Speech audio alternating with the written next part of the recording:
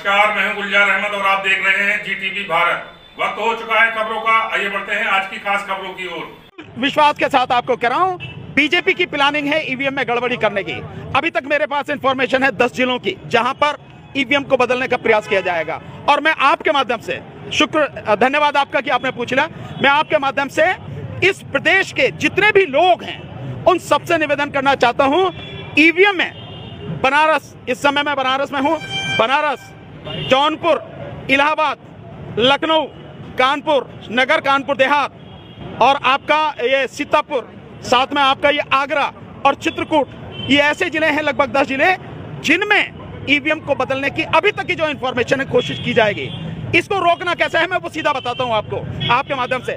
देखिए, जो मशीन है, 3 तरह की मशीन यूज होती है ईवीएम में। एक जो यूनिट है जिसको बटन दबाता है प्रिजाइडिंग ऑफिसर, जब तक वो बटन नहीं दबाएगा जब तक वोट पड़ेंगे नहीं। एक वो मशीन है वो बटन दबाएगा, दूसरा जिस पे आप बटन दबाएंगे, जिस पर वोट डालते हैं आप, जिस निशान पर, और एक तीसरी है वीवीपैट जिसमें वो पर्ची दिखती है।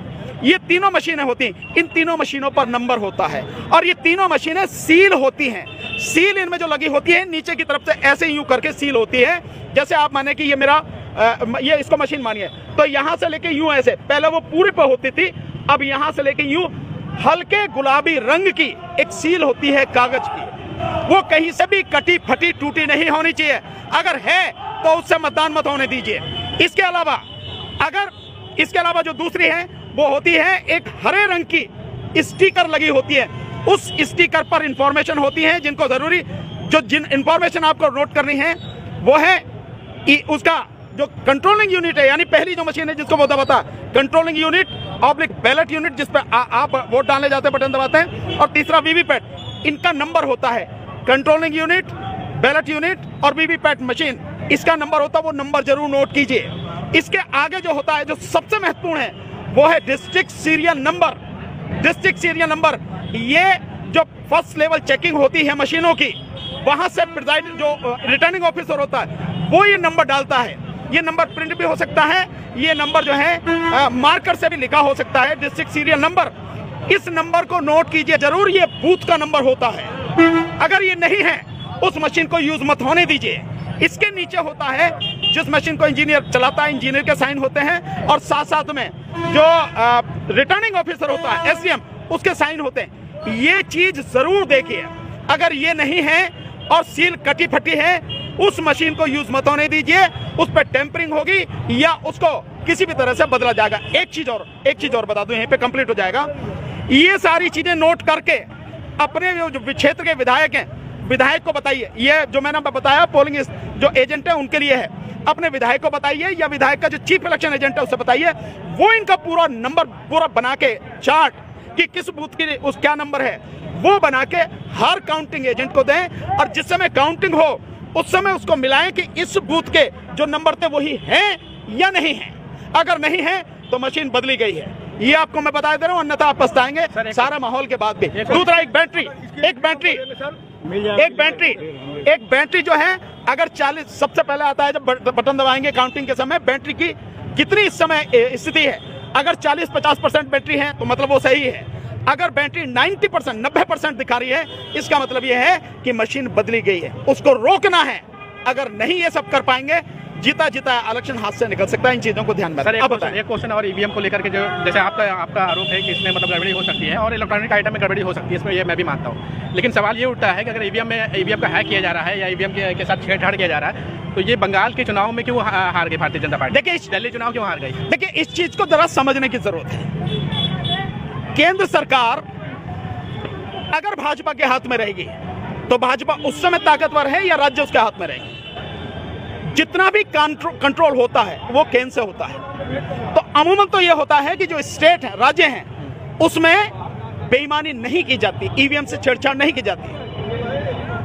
और जब लोकसभा का चुनाव होता है, सबसे ज्यादा उसमें ईवीएम में गड़बड़ी और बेईमानी और बदली जाती है, वो वहां होती है। अगर केंद्र उनके हाथ में रहेगा, वो कुछ भी कर सकते हैं। जैसे आप देखेंगे, नागरिकता कानून बनाया, केंद्र में थे तो बना लिया, अगर स्टेट में होते तो बना पाते? नहीं बना पाते।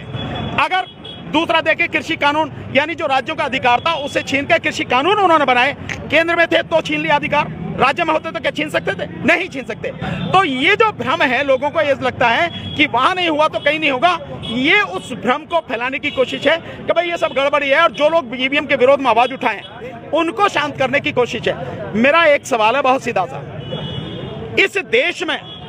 इस देश की सुप्रीम कोर्ट, उसने 8 अक्टूबर 2013 को जजमेंट दिया था सुब्रमण्यम स्वामी बनाम इलेक्शन कमीशन ऑफ इंडिया। उसके पैरा 27 में कहा था ईवीएम से साफ सुथरा, निष्पक्ष और पारदर्शी चुनाव नहीं हो सकता।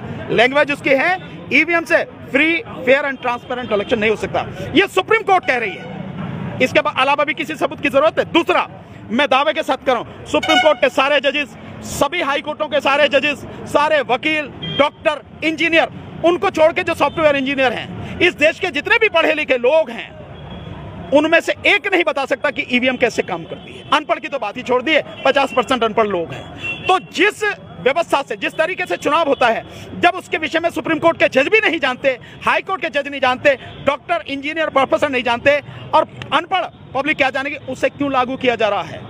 चुनाव का तरीका यह होना चाहिए कि जो तरीका अपनाया जा रहा है वो बिल्कुल इतना ट्रांसपेरेंट हो, इतना पारदर्शी हो कि अनपढ़ से अनपढ़ व्यक्ति को भी ये मालूम होना चाहिए कि मैंने वोट जिस व्यक्ति को, जिस पार्टी को दी है, मेरी वोट उसी व्यक्ति और पार्टी को गई है, और वो केवल और केवल बैलेट पेपर से हो सकता है। जर्मनी में एक ही व्यक्ति ने इस पे जो है ऑब्जेक्शन किया, सुप्रीम कोर्ट ने एक ही झटके में खत्म कर दी। फिर जिन देशों ने ईवीएम बनाई उन्होंने बंद कर दी। आप क्यों लागू किए हो? और आने वाले समय में जो ईवीएम में गड़बड़ी की बात ये कर रही है Bharatiya Janata party, election commission पिछले 2 साल से इस पर काम कर रहा है। आने वाले समय में इंटरनेट के माध्यम से दुनिया के किसी कोने में व्यक्ति बैठा हो, वहीं से वोट डालने की बात कर रहे हैं। ये सारी प्लानिंग चल रही है। तो जब यहाँ बेईमानी हो रही है, दुनिया के किसी कोने में बैठा है, वो कितनी बड़ी बेईमानी हो सकती है, इसका अंदाजा आप लगा सकते हैं। सर, एक आखिरी सवाल है, उसके बाद अपना इंटरव्यू खत्म करेंगे। अभी चुनाव में जो हुए हैं 3 चरणों, 4 चरणों, 5 चरणों के जो चुनाव हुए हैं, उसमें कई बार देखा गया है बहुत सारे ऐसे लोग भी मिले हैं जो कह रहे हैं कि हमारा वोट हमारे पूछे बिना डाल दिया गया है, और कई लोगों का नाम वोटर लिस्ट से काट दिया गया है। नहीं, बीजेपी ये तो बहुत पहले से,